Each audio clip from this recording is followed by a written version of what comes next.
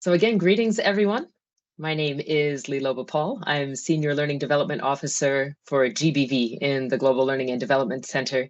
So today, what we'd like to do is a few things. And I know there will be some big steps and we're skipping some pieces. We're very much going to focus on preparation. When you are getting ready to facilitate, what do you need to think about, considerations around that? So one of those main considerations, accessibility. So let's talk about that. We want to be able to decide if facilitated learning is what you need, or is it something else? Facilitated learning, I'm talking about what a lot of us say is training, workshops, webinars. We're talking about a live person doing something related to learning. You're acting as a guide, you're providing resources, you're helping others to figure out what it is that is going to fill the gap that they have already told you is something that they're interested in learning. Facilitated learning, it's a big leap to say, do I need a webinar? Do I need a workshop? And then already to try to find the activities to fit. We want to do that today. We want to determine which activities fit an audience, but there's a lot in between. So we'll talk a little bit about some steps in between that you need to consider. And we're going to just stay in that design phase, the preparation part, when you're getting ready to facilitate something. All right, so that's our journey today. So I'm going to come back here to our agenda very briefly, and we're going to just mention here back towards accessibility again. When you know that you are preparing documents, if you're preparing training materials, anything like that, then you know you want to see who your audience is, and you're trying to link up and find out as much as possible about your audience. This is going to help you to connect to their needs specifically. But even when you don't do that, you are going to want to make accessibility a habit. You start in your preparation phase, you say, I want to roll out this kind of activity for this group. Already think immediately about accommodations. We'll talk in a moment for in-person workshops, and we'll talk about online. And let's get into a scenario here so that this makes more sense. Maria's talking about participatory assessment sessions. Sure, we're thinking about the different types of modalities that we're using. What are we using? Are we sitting in a room? Are we going to a hotel? Sometimes with budget cuts, you'll find that you're doing more of your in-person workshops in meeting rooms, perhaps, and less in the high-cost hotels. We know the reason for the hotels before, and in the past, when you've rented a venue, to get people out of their environment and into another space really helps them to focus. So there are other challenges when we know people are in the office and they come popping in and out of the meeting room. We know what this presents. Also online, I would ask something that helps people to focus. Part of accessibility, some of us have challenges focusing, obviously. We have so much to do. Can you try putting your Microsoft Teams on Do Not Disturb, even now? There might be a way to limit distractions if everyone knows where you are and if you're able to do that. Okay, so we're covering today here as well, who needs what type of capacity development, selecting activities, and we'll be focusing on that preparation. Okay. We talked about live captions. We talked about platforms, locations, accessibility. What are some considerations that you've already thought about when you're doing an in-person workshop? Yeah, please use the chat. What do you think about when you have a location and you're in person? How do we make it more accessible? Sometimes it seems really obvious, but if we don't say it, we don't actually do it. What are your thoughts there? Locations?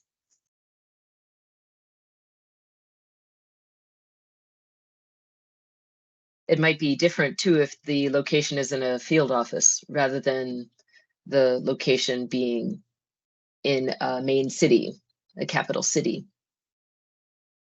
Or if you're out visiting a partner and that's where the training is going to take place or the workshop. As close as possible to the city center or hubs, or accessible through public transport. Thanks, Claudia. Absolutely. And especially, I'm thinking of Mexico City. I believe that's where we met. Yes, Claudia? Yes. So the event setup. That's right. Sometimes chairs are too closely packed together and people can't get through, especially if you're in an assisted device, if you're in a wheelchair, or if you're on crutches, or if you just have trouble moving. It might be very hard to do that. So the event setup too, I would think about also somebody's nearness to the door. Maybe they need to stand up more. Maybe they have a certain kind of chair that doesn't work for them. Tools and equipment, thanks. Close to the accommodation of the participants so they don't have to travel far to where they're sleeping. Absolutely. Accessibility for persons with disabilities. Considerations for persons with disabilities. Yes, thank you. And different population groups, including marginalized groups. Yes, maybe there's something that isn't particularly good about that neighborhood. I was thinking of Honduras, El Salvador also. If you have a certain neighborhood that people cannot go to, then we have to think about that.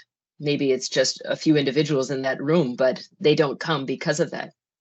Participants, mobilization, okay? In the field, it should be accessible for all participants based on the audience type, yes. In our setting, language translation is very important to ensure. Yes, thank you, Nazan. Security, yes, enough toilets, absolutely. Yep, and also the distance to the toilets, isn't it? Close to catering services, providers for breaks, interpreters who are trained and sensitized. Yes, that's right. And also we find with marginalized groups as well, with your interpreters, it's good to test them. Test out the interpreters ahead of time. Maybe they use terminology that's not acceptable. And we see that in older conflict zones, in regions where people are living together again, but certain words are trigger words. Power, electricity. Yes, I remember facilitating in pitch black in Nairobi. The entire room was inside, no windows. Power went out. No one could see. We all had to grab our phones and turn on flashlights.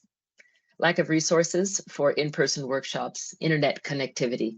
Yes, being prepared. You need to be prepared for internet blackout or power blackouts, and being able to work and do your presentations even without.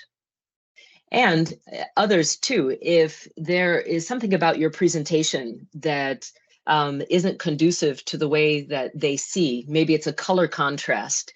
If it's something like this, we want to think about what does this individual need? Do they need a filter? Usually they bring their own filters if they have a color issue and they want to see something. But if you have something with color coding and highlighting, for example, maybe this is something you want to talk to the person about and say, feel free to use any highlighting you wish. Nothing is dependent on shaming or embarrassment, nothing like this when it comes to not highlighting something the correct color. And here's another comment from Michelle saying, yes, it's good to prepare the interpreters. Some languages do not have the distinctions as like with English. So it's important to have the technology ready. Yeah, thanks. And Elsie says facilitation tools, flip charts, projectors, stationery.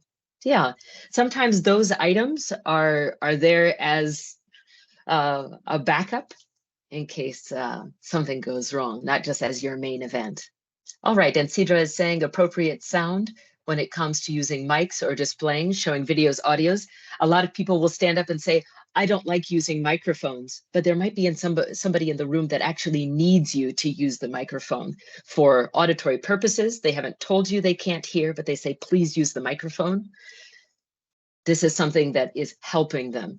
So do that. And as a facilitator, you're doing all of that without calling attention to individuals as much as possible and the needs they may have shared with you previously, and ensuring gender is balanced. Icebreakers, okay, all right. Icebreakers, thank you for bringing that up. Vyocha, would you mention something about icebreakers here too? Let me see if I can ask you in particular, could you write something down here related to icebreakers? This is a big one. And others can write something down about icebreakers, accessibility and icebreakers. Yeah? We love them. We want to do the icebreakers. Sensitivity to the audience. Yes. I remember one group and all of the ladies are wearing dresses, and an inexperienced male facilitator came in and wanted them all to do something that required them to lay on the floor and then to be in contact with one another without using their hands and to try to stand up. So from laying down to sitting up to standing, all without using your hands, meaning without tugging down garments and such. It was not appropriate. It worked out in the end. Everybody laughed, but we all agreed that it wasn't culturally sensitive and it wasn't an appropriate icebreaker. Assess the level of comprehension, target, group, age, and gender. Yes. Culturally appropriate, right, and contact between males and females or people of different genders. Maybe it's not appropriate in certain cultures. Other cultures, everyone's ready to hug, ready to high five, or to have a session where hands are being held randomly, or this icebreaker where everybody stands in a circle and everybody gives the person in front of them a massage. I've seen this one. It works in one location, it does not work in another. All right. So let's stop there. Thanks for your comments. I'll take one more actually from Ola. Using the most appropriate icebreakers to the audience, maintaining respect to cultural considerations. Yes, thank you, Kudzai, as well. That's right. Having a few do's and don'ts in mind, what's acceptable, what's not, and always just ask. It's okay. Sometimes icebreakers are like surprises, and other times you might need to kill the surprise a little bit. You know, you say, okay, this is what we're going to do. Is that okay with you? And always allowing people to sit out if they don't feel comfortable with an icebreaker. Okay, the scenario. I'd like to throw you right into the middle of what we're doing. And one of the things I would like to be very transparent about, I'm trying to use a few techniques while I'm facilitating today that you are also able to use. Yeah, so right now I'm using a scenario because I would like for you to think about how you could use a scenario in your facilitation too. Also, activities can build on one another. So we do one activity and then I'm going to build on top of it. I first check to make sure, who do we have in the room? Do we have people who are super experienced? Everybody says they're experts, or do we have brand new facilitators and most people are new? We have neither one. We have a moderate level in the middle, okay? So I'm gauging to there. The scenario that we have today, I'd like for you to read it, and Chaba is going to place the scenario over here in the chat for you too. You can download it, and I'd like you on your downloaded version to take a look at the highlighting. So as you're reading through, I'm going to ask you to do different kinds of highlighting. The first thing that you're looking for as you're reading through, you're going to find a few of the groups that are mentioned, stakeholder groups. You're going to also find locations, and you're going to find what do they need for their topic of learning. So the reason we're using this scenario today, thank you, Chaba, here it is. Would you go ahead and if everybody can click on those 3 dots and download it, please. If you're on your mobile phone, I know that's challenging, then of course you can download it or you can go ahead and open it and read in it. If you work on the common document with everybody else, then you know that you'll be able to see on your mobile phone, you'll be able to see where somebody is highlighting if you're not able to do that highlighting yourself. This scenario is all about you as a facilitator, realizing that there are a lot of different groups that need a lot of different types of learning. But is learning the solution? Sometimes it is, sometimes it's not. Sometimes somebody needs something completely different. Maybe they just need a meeting to straighten out a couple of points. Maybe they need, I don't know, what is it? You are in a location. You need to know where you are. You need to know what your role is. Maybe you don't need to do that facilitated learning because that's not your role, it's somebody else's. And we also need to know who else is around that could do that facilitated learning, who could run that webinar that's not you. We're not looking to push work on somebody else. We're recognizing that we have multiple people around, a lot of talent, and that means that you don't have such a big workload. The workload is shared, yeah? And everybody talking together knows that that workload is shared. So you aren't the only person doing capacity development by yourself, okay? And in particular, facilitating workshops, webinars, we know there's a cost sometimes associated. So you're spreading around, especially with limited resources. Let's take a look at the scenario. Go ahead and read it. Again, you're downloading this. When you're reading, you can see that there are 2 slides in this downloaded version. There are 2 slides that look exactly the same, but the second one gives you a key so you can see what yellow means, what green means, what blue means. And again, if the colors don't make sense to you, go ahead and highlight as you see fit.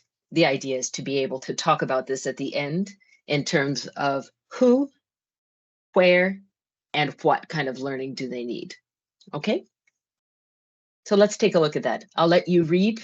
I'm going to give you a couple of minutes and then I'll start talking again. So we're working on highlighting. And I'll start highlighting myself here too.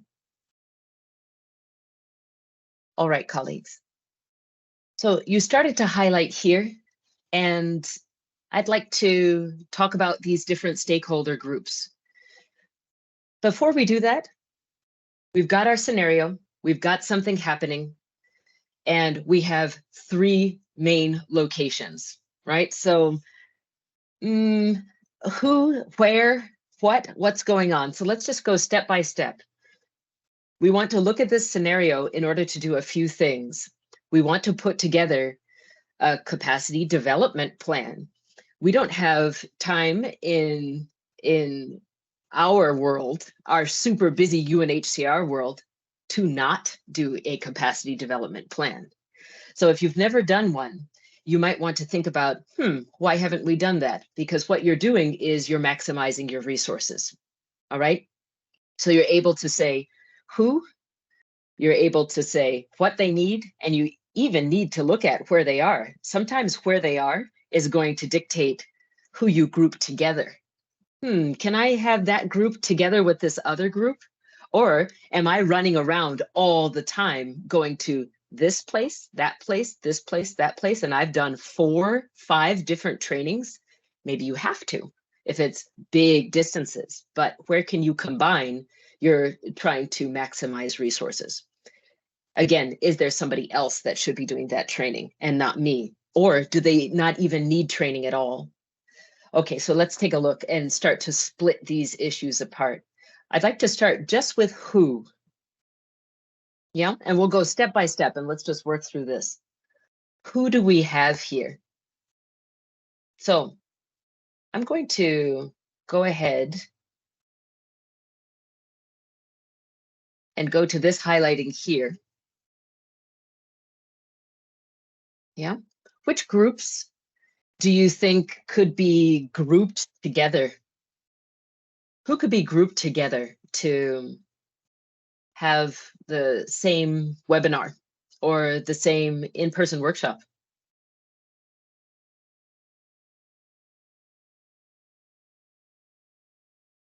Yeah, I'm looking in the chat here too. Or you can just be thinking about this as we go. Police and local authorities. Partners, sure. And partners, maybe all of the technical sector partners. Sometimes the police and local authorities really need to be separated out. They have particular issues. Sometimes they're working already very closely, and some of the issues that you want to deal with have to do with safety of particular locations, what that environment holds, and you want to have them together. I can recall a training in Guatemala, and we were down in Puerto Barrios. It's a few years ago now. That was so good that the police were in the same room with the Red Cross, with all of the other partners. They all needed to be in the same room together with the government health officials. It was excellent. So just know the environment, know the partners, know the local authorities, and then see what fits best, for sure. I see here authorities and partners. So always on the context. Yep, technical partners, technical sector and their partners, yes. So you don't have to do UNHCR WASH and all the colleagues working there with the technical sectors separated from the partners. Clearly they go together. That's good. Male religious leaders, WLO and displaced girls. Yes, maybe they want to be in the same room at the same time to talk about some issues. This could work out. The working group together. Thanks, Mark. Yep. Partners together with the WLO, Karima. Yeah, for sure. If they're already working together, let's figure out what they can do. And let's pick those hot topics. Ask them what their hot topics are. You come knowing, I can already see in this situation here, they've got some issues that we've listed as the working group, the sub-working group. This needs to be covered. This case management, information management, GBV assessments. Yeah, I know these things. These are the ones I want to talk about. Let's make sure to ask the partners and the WLOs what are theirs as well, so we can cover both. Male religious leaders, yes. And Alisar, it also depends on the topic of the training. Bringing different stakeholders can bring in different angles on the issue. Yes, sometimes that's positive, sometimes it's not. And Muna is talking about partners, WLOs being combined. Isabel says WLOs could be one, GBV CP group and partners another one. Policy would be a third one, fourth one, male religious leaders. And then the fifth, the Ministry of Gender, Social Affairs. Great. Yes. The ministry might not need to be, the two ministries might not need to be together, even if they want to talk about male engagement.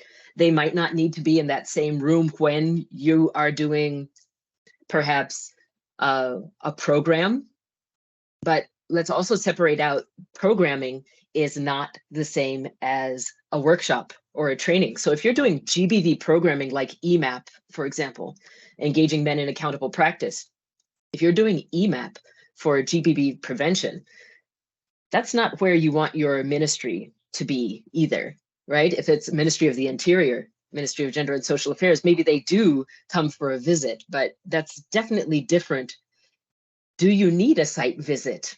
That is not learning, like the same kind of learning intervention that requires a facilitator.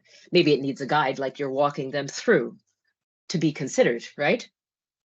A workshop only for displaced adolescent girls could be appropriate for them. It sure could be. Okay, so let's keep talking about this. Who needs what? And stakeholder groups, I went ahead and collected them here. The coloring is a little bit random, but I put light blue for partners. I included the UNHCR GBV partner in light blue just to make it easy to see. I did add some locations here. It's a little bit tricky. Who's in Platan City? Who's in Jora? This location, this field location where there are IDP camps. And you are the protection associate in the sub-office. You are not in the national office. So I would like to talk to you about where you're located and what you should be covering, okay? So this is something that we don't want to miss out on. You've got the sub-office, Platan. It is an urban area, but it's not the capital. We've got a capital city called Chof. So if I'm out there in Platan, Yeah, I can still do the sub-office. Maybe there's the sub-office is covering this broader space with the field office in it.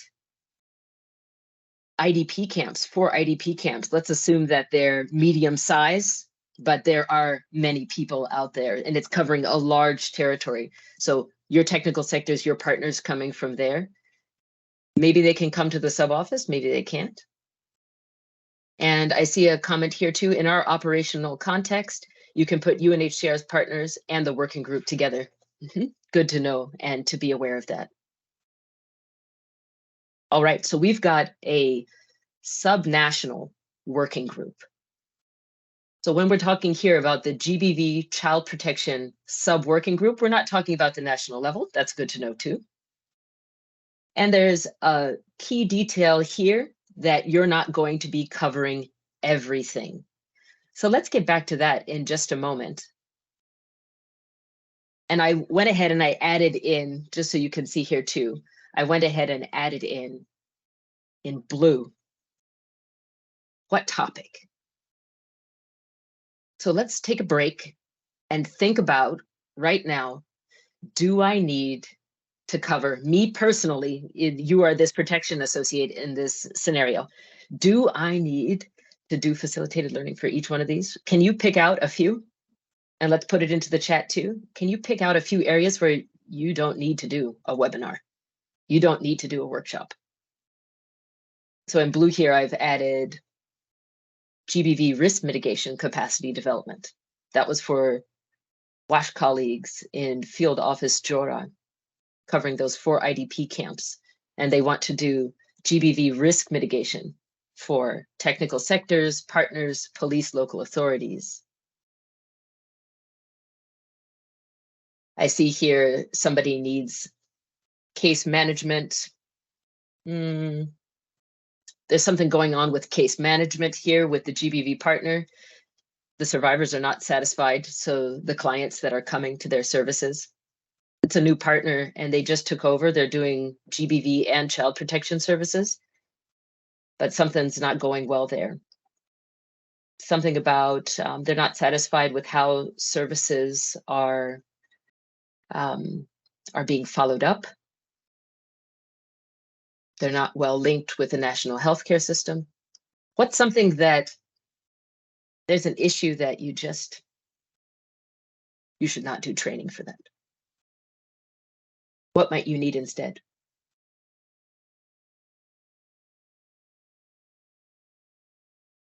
I see here the GBV CP sub-working group.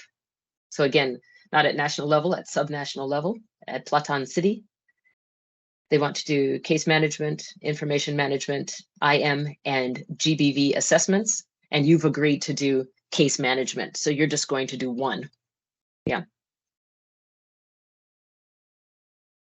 Referral system. Yeah. Thanks, Vipoe. Yes.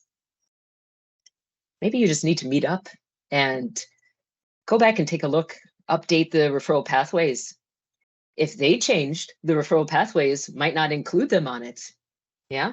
So if that's a new person, if that's a new focal point that you have to deal with the GBV partner, a new organization, the referral pathways need to be updated. And that might mean they might not have the correct referral pathways. And over time, we continue to work in flows and we know how it works, but if there's a disruption in the system, there's a new 1 or 2 organizations, we know how things can adjust and it doesn't find itself onto the actual document. Or if it's an online referral pathway, we need to physically go in there over time and update it. That's a good point. Anything else? You with me? Who else is finding something that doesn't need a live facilitator? Need to have an understanding of the situation and feedback from the community. Thank you, Martha. Yep. You might just need to meet with the community. Yeah, you don't need to do a facilitated webinar and get everybody into a location and say, here's the topic, and off you go. You might just need to have a chat.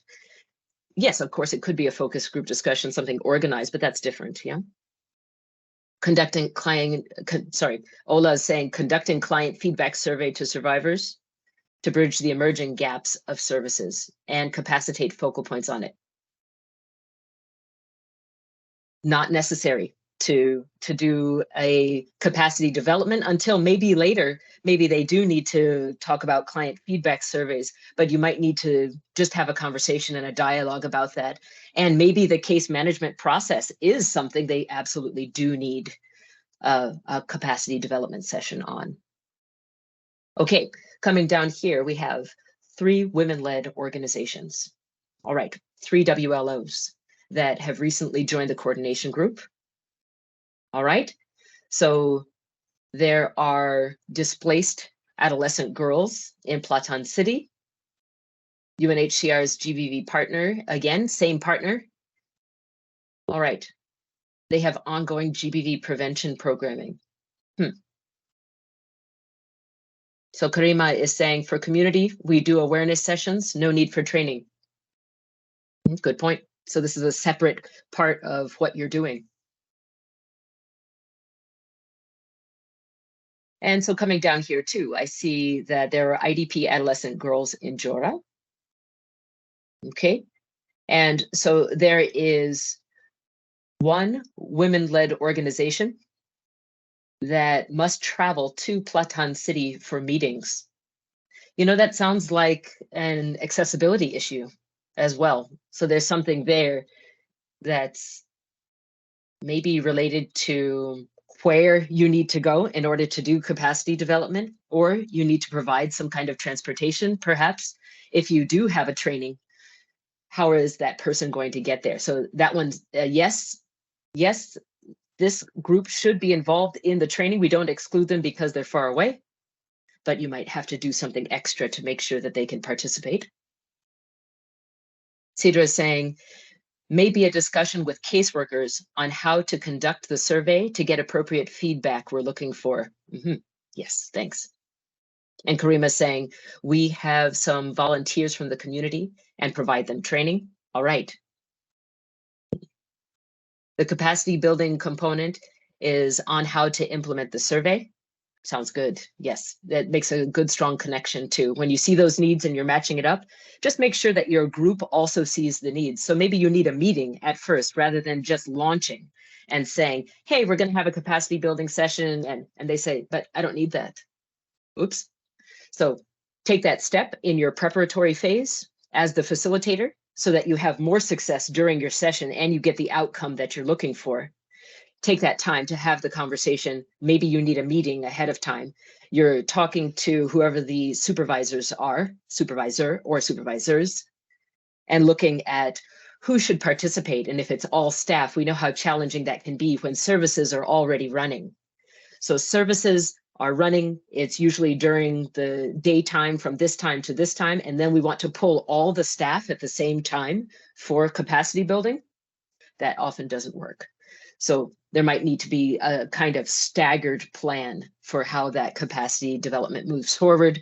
And again, first step, make sure they understand they actually need that capacity building. Claudia is saying, and consider if we, the working group, would have the funds for that, bring people from other locations. Yep, that's right. So you're sending people out or you're trying to bring people in.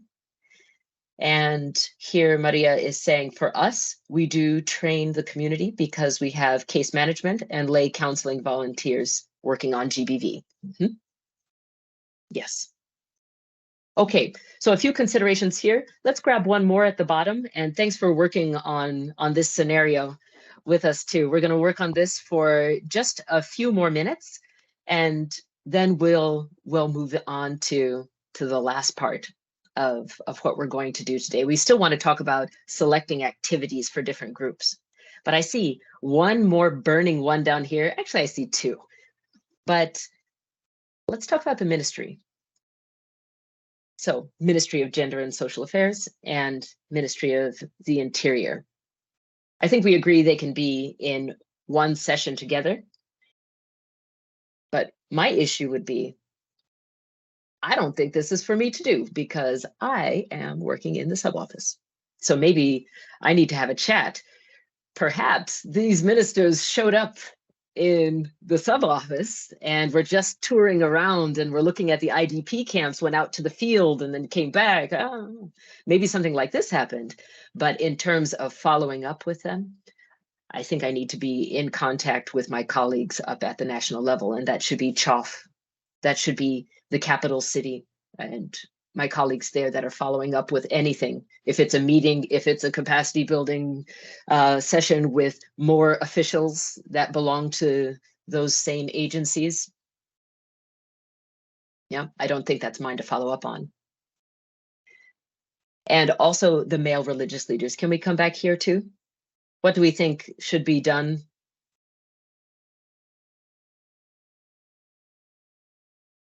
We also had guidance that just came out yesterday on engagement with faith-based organizations. I read through the recommendations. It's interesting. Yeah, any thoughts on the male religious leaders? Whether we should be involving them in capacity development or not? Right now, at this moment, we're trying to decide if yes, what kind, but really, do I need to facilitate learning with this group or not? What do you think? We need some nuance here.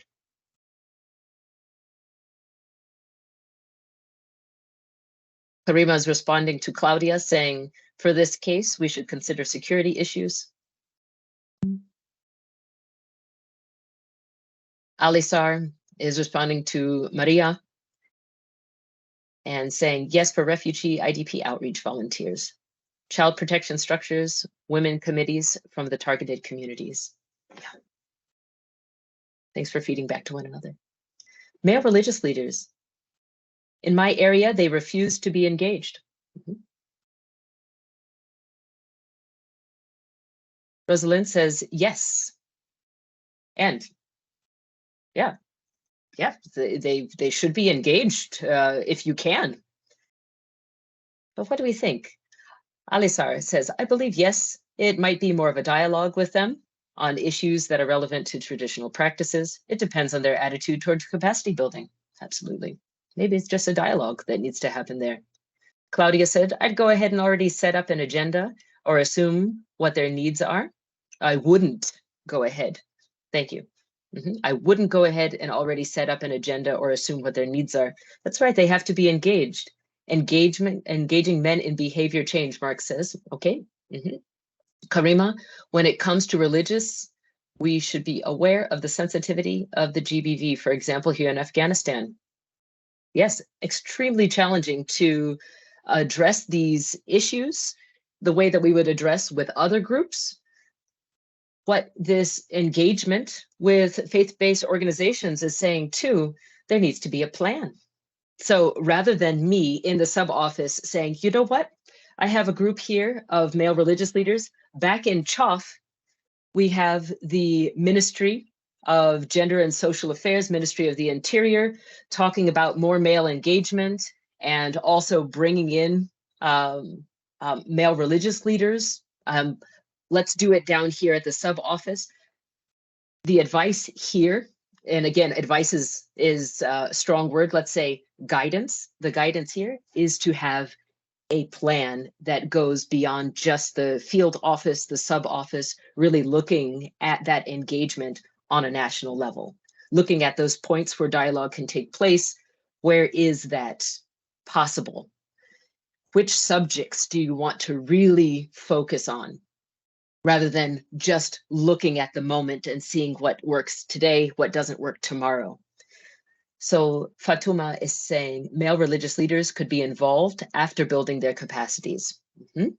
And even if you want to engage them on GBV prevention, if you are looking at a different group for GBV prevention programming, again, please separate this out. Implementing a GBV program is different than having your dialogue, because yes, we need male allies. With the male religious leaders, maybe that's not your go-to automatic group. Yes, we have allies there. Maybe it is, depending on where you are and what the context is. Afghanistan context, very particular. Yemen, a very particular context, right? So when we're looking at this, let's do it in a nuanced fashion and not use facilitated learning as the automatic go-to. So thank you very much for all your comments here. Claudia says, I would get more information, identify such leaders, consult about their needs. Definitely. And Ola is talking about here we could work with key religious leaders through discussions and meeting, but not necessarily through training. Great. Cedra, yes, we should train the religious leaders on what they can do to support prevention of GBV, as they always tend to start mediation, specifically in IPV cases that can pose further harm to the survivors. Yes, in your context. When that's happening and you know it's something you want to address, maybe it's not through a workshop. Rubina's talking about, yes, must on the referral pathway as well. Yep, they need to be consulted. So at least where services are for which groups, that they can know where these services are. Michelle says here, we have involved male religious leaders in GBV awareness and also capacity building training. It's been very important in engaging them because they are respected and listened to in the community. However, it comes with challenges, and it can start with understanding their perspectives on the issues. So thank you so much. I'm going to pause right there. I see Kudzai, Karima, Maria, and Alisar have come back. And Arthur says they are important community structures who we should not leave out. Their participation is important. Absolutely. So we're approaching this with nuance. Yeah. We're thinking here, you know, maybe not everybody needs to be on my capacity development plan. So let's take a look here at what I'm talking about with a capacity development plan, but I'm going to walk through it very quickly in order to get us to the next piece. And the next piece is selecting activities for these different groups. So again, just to be transparent here as a facilitator, what I'm doing is I'm building one activity on the other, and the next one comes to the next one, right? Okay, and we're recognizing that based on interaction, we've got a lot of people really tuned in this morning and this afternoon. Thank you so much. So I can adapt to you based on the energy that you have, and that's really wonderful. Thanks.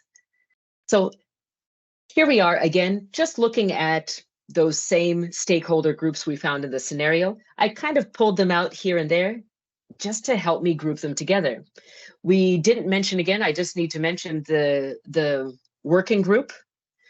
The working group, remember, wanted to split responsibilities. So recognize where somebody else has the capacity here at national level, somebody else has the capacity to follow up, get in touch where they do with the ministries, maybe on talking about what kind of plan is there, working with faith-based organizations, in this case, male religious leaders.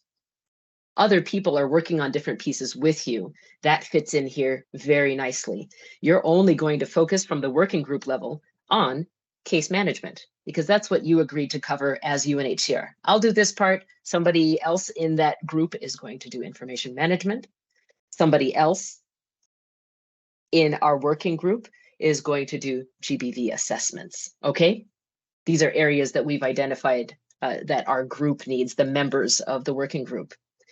And the 3 women-led organizations that just joined the group count as main members. So we have to make sure that we don't separate them out here as well. Stakeholders. Let me come back to this in just a moment. I want to make sure that I have a chance to talk to you about this. Let's go for groups. And then let's come back to facilitated learning as the solution. There are a couple of ideas here. If you don't do this, you could do this instead. Okay. Where are the groups of stakeholders located? To help you figure out how you're grouping people together, you already had a lot of good ideas there. You're also going to want to look at location. So that makes sense. And I started to fill in here, which learning topic does each group need? And you helped me to already start to filter out, you know what, referral pathways. We need to probably just have a meeting on that. We don't need to have actually a capacity development session on it. I see here GBV risk mitigation. We do have the field offices. We've got our WASH technical sector and their partners. So there's GBV risk mitigation there. Here, we did separate out police and local authorities for GBV risk mitigation. That could take place in sub-office Platan. It's up to you, whatever the context is. We're using a scenario here, so let's use that kind of a judgment. Maybe it fits together. Everybody could be in the same place. Maybe it's too many people in the same room. So let's look at that. We've got here too, the UNHCR GBV partner. I've got them showing up twice because we clearly had this link with case management. Something's going on there. You mentioned client feedback surveys.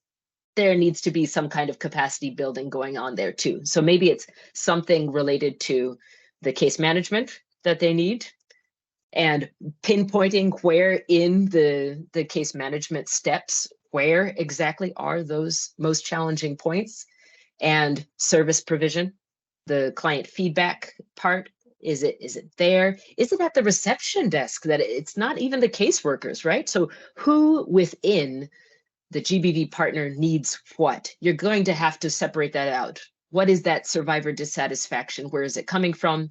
And these links with the national system.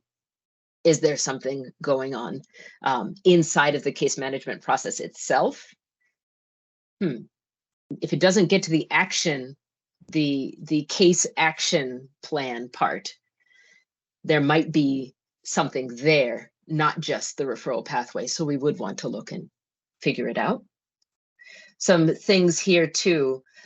I went ahead and put women-led organizations up together with whatever training is going to be held for the working group. So if the working group is doing case management training, so we want them to be a part of that. I should probably shuffle here, shouldn't I? And there are also some other things that didn't show up in the scenario, but we often talk about women-led organizations needing more skills related to project proposals. Maybe it's, how do I raise additional funding? Don't just rely on UNHCR for funding, or through the partner, whatever they're doing to support with this GBV prevention programming, and M&E. So constantly having that on the radar and being able to put it on your in your regular capacity development plan is a good thing here too. Okay, we've got GBV prevention as a topic. And then down here for adolescent girls, I've written none. And I've written none here, and please share your opinion on that. But I wrote none because part of, so both of these groups of adolescent girls, the displaced adolescent girls in Platan City, and also the adolescent girls that are in the IDP camps, they're involved in GBV prevention programming. So you don't need to pull them out and do this separate workshop at this time. Maybe there's another situation where you'd like to do that. Or there is another group that isn't involved in the GBV prevention programming. So again, separating that out. Here you are implementing a program. These are considered separate, okay? Ministry, we talked about that. Yeah, national level can handle the ministries, and also check with your national office with the male religious leaders. Okay. All right. Can I get a thumbs up if you're still with me? I know a lot of you will have to consider, can we move on? Do you want to talk about selected activities? And great. Thanks for the thumbs up. Super. All right. Really nice. Okay. And I see Konstantina has a raised hand. And go ahead while we talk to Konstantina. Oh, and let me know too, you can put your hand back down if you didn't have a question and you didn't have the ability to do a thumbs up. I know on the phone sometimes it's a really tricky thing and people just have to raise their hand. Take a look at this little list. I just grabbed a few other types of capacity development that don't require a facilitated learning solution. You've got a situation, there's something else that you might need to be doing. And you mentioned a few of these: communication with communities, maybe review and update the GBV referral pathways. All right. And I'm looking here too. Naira, yes? Did you have a question? And you can open your mic.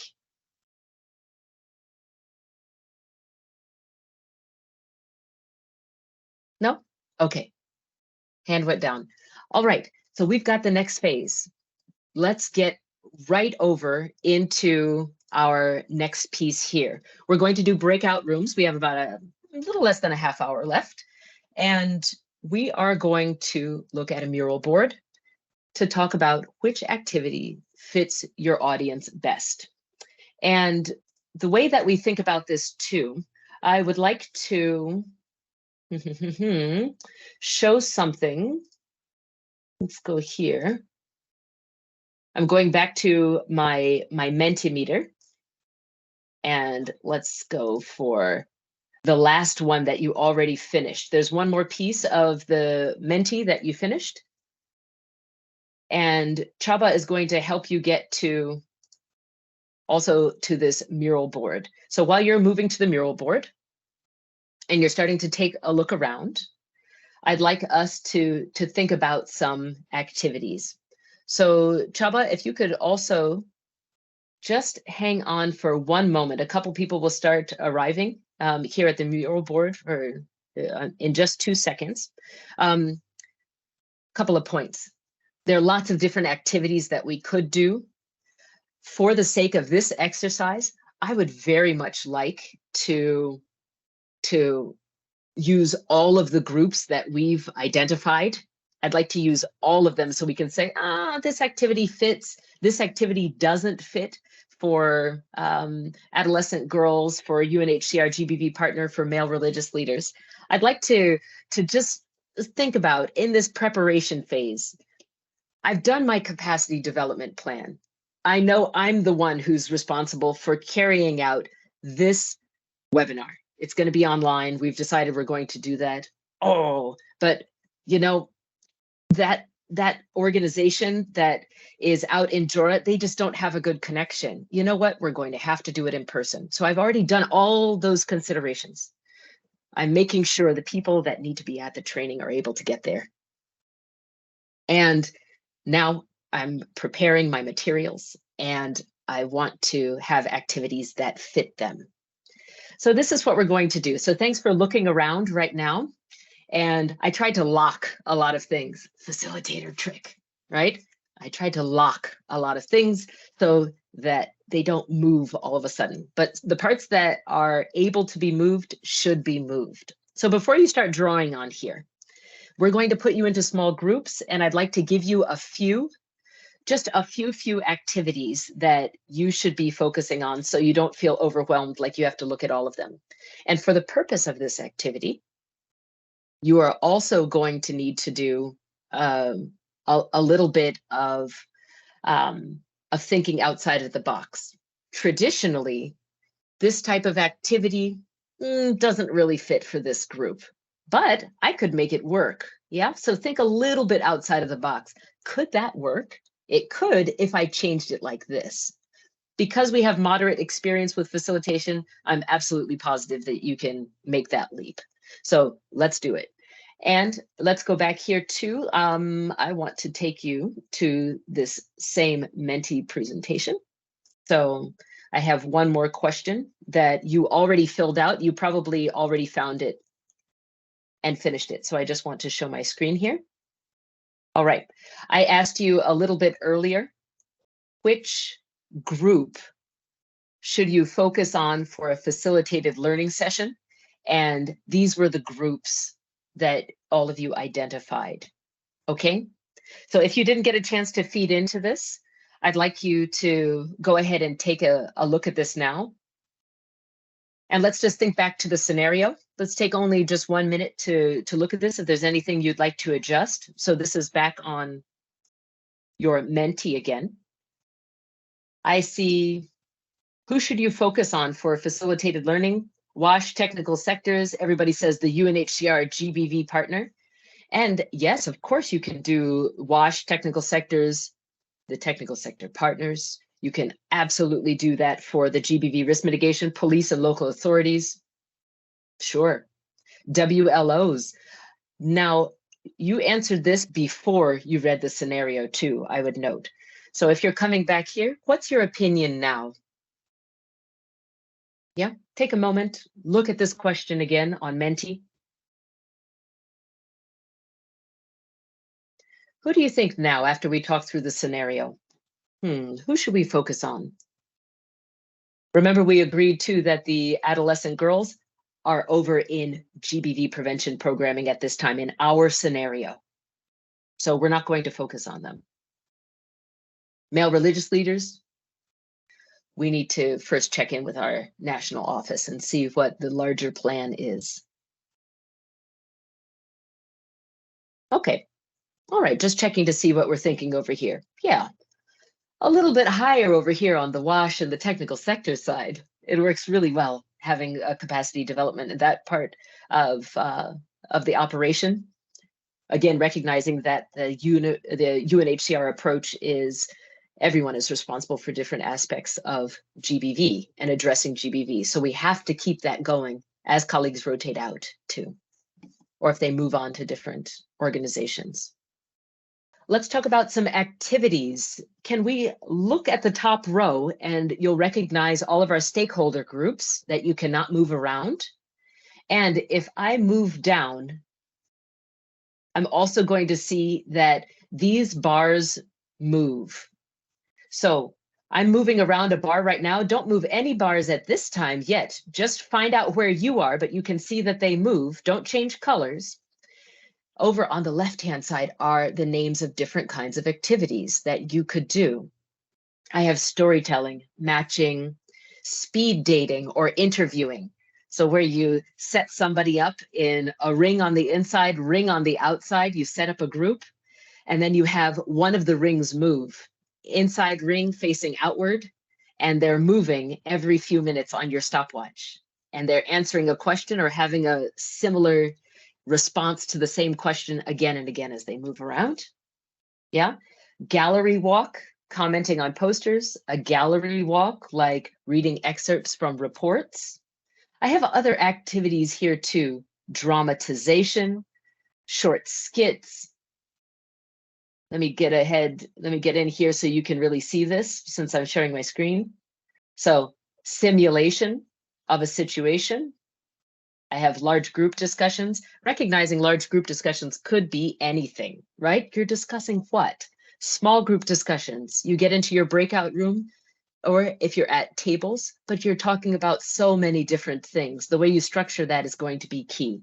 It could be to practice a skill. It could be to discuss something and report back. Could be to create a dance. All right. So I just threw in some options here to really break it open. Develop an action plan, do a teach back, right? You read something, you read a certain text, and then you come back to the group and you're teaching it back to the group. A presentation.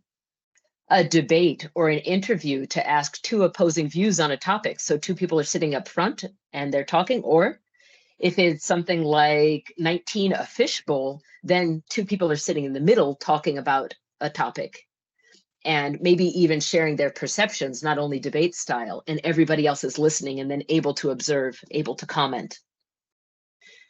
Role plays. I didn't write down role plays. If you have some other activities that you'd like to add, you can place them in the chat and let's see.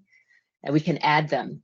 17, I have a game here. That could be any kind of game that you create or a game that you know. Case study, right? A very popular one, number 18. Okay, we mentioned fishbowl. 20, artwork, arts and crafts. Maybe you're creating something. Maybe you're creating a puzzle. What are these puzzle pieces that are fitting together? It's critical thinking when you do that. 21, power walk, video. 22, 23, pros and cons. So here, watching a video, let's just say it could be watching a video and then commenting on it, that the video is the centerpiece rather than just watching and continuing. That's the centerpiece, and having a conversation around the video is possible too. Brainstorming, guest presenter, in their shoes here. In their shoes, meaning somebody is taking on a scenario, taking on an example where they are the main character and you're pretending that you're imagining, having empathy, that you are experiencing what somebody else is experiencing. 27, music could be involved. 28, buzz groups where people talk in pairs. Okay, so your job here, I'm going to put you into some groups Notice here right now at the top of your Microsoft Teams, this window that you're in, notice that it says Facilitation Skills Webinar at the very, very top. When you get in to your breakout room, at the very top, there's going to be some numbers. For example, room 1 to 3. I'd like you to focus only on activities 1 to 3. Take this bar here that you see me. This is me moving this orange bar back and forth. You can make that bar bigger just by grabbing on the corners.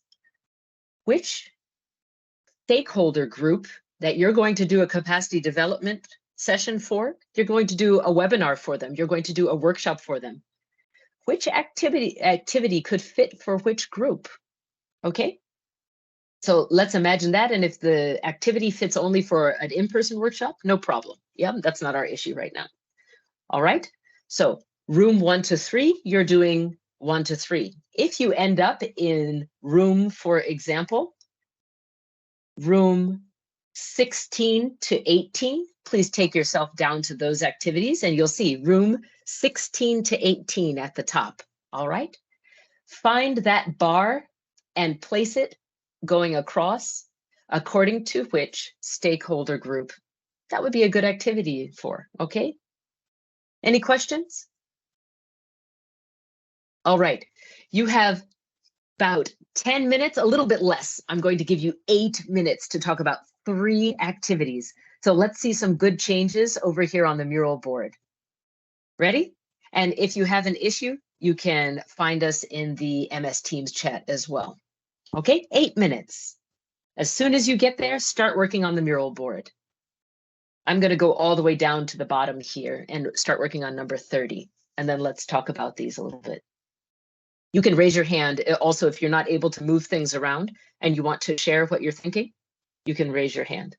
Like, for example, I think a puzzle would work really well for, yeah, WASH colleagues. Police and local authorities, I tend to think of them as being a little bit competitive sometimes. So anything that has a game. Yeah. Anybody else, if you have an opinion here? So just thinking of who's competitive.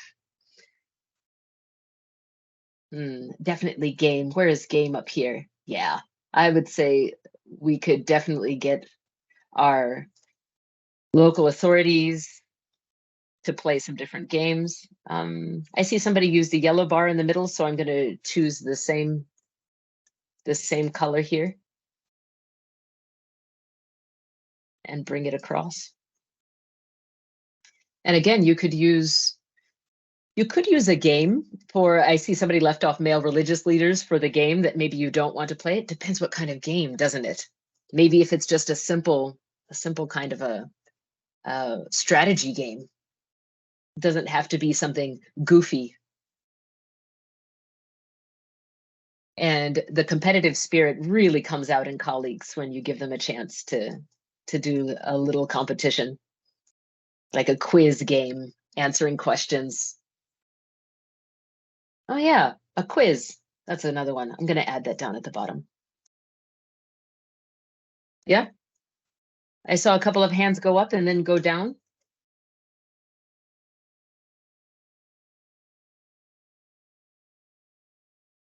Going to do quiz here. Let's just add that in there. Okay, some opinions. And then I'm just going to start commenting on what I see you've made here, these changes. In their shoes, GBV, Child Protection Sub-Working Group members, yes, definitely.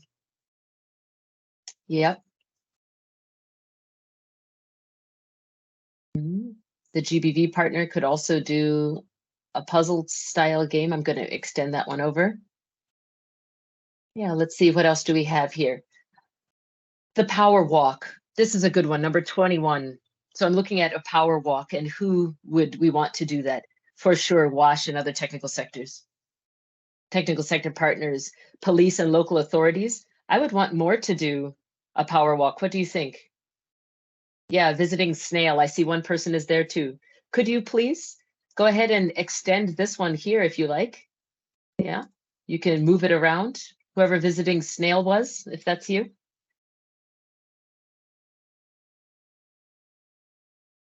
Yeah, the power walk, you could do definitely a power walk. Even you could do it with the women-led organizations and adolescent girls, but it definitely works with groups that are considered to be more privileged.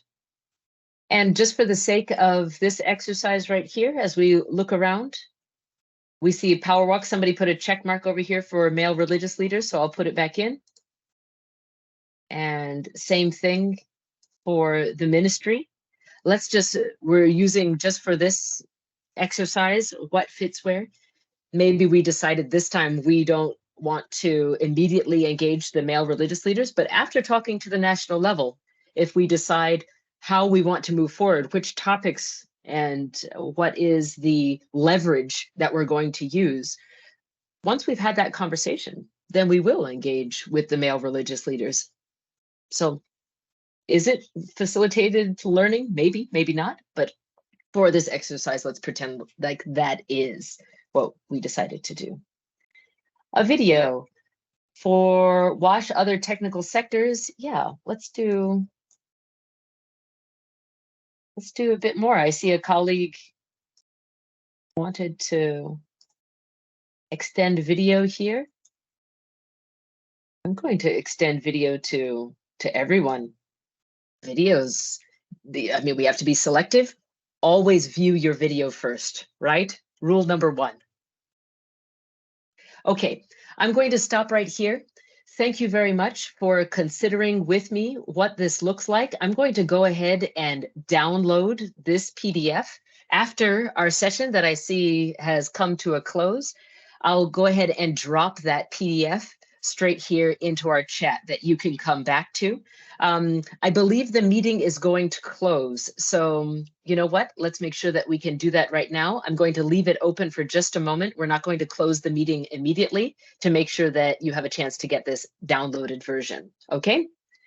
All right. And I wanted to come back to just a few key messages to make sure that you have a chance to think about what we talked about today. And Chaba, if you'll go back to the presentation for me, I think that'll work out just fine. I'd like to thank you for your engagement today. We talked about accessibility. Make it part of your plan. Make it a habit. You've got a lot of preparation to do, and you're thinking already about your capacity development plan. You're thinking about who needs what kind of learning where, and do I need to do that facilitated learning, or can somebody else do that? That's you being effective and efficient with resources. So with these key messages here too, accessibility, facilitated learning is not always the solution. So facilitated learning, choose it wisely. It's your precious time, and don't make that the solution in every single case. I would also remind you that activities can be adapted. So when you're adapting the activity, you're thinking of the needs that you already identified from that particular group. And you can build on one activity after the other to help you through your session. The activities you select will also help the learners to retain certain kinds of skills. So choose wisely, and you're thinking about skill transfer. It's great you have the skill. Help others to have that skill too. And it makes the environment much easier to work in, and it's much richer. I'm very, very happy that you joined us today. And thank you so much for being so active and participative. It was great. I hope you had a nice time too. Thanks, everyone. Have a great day.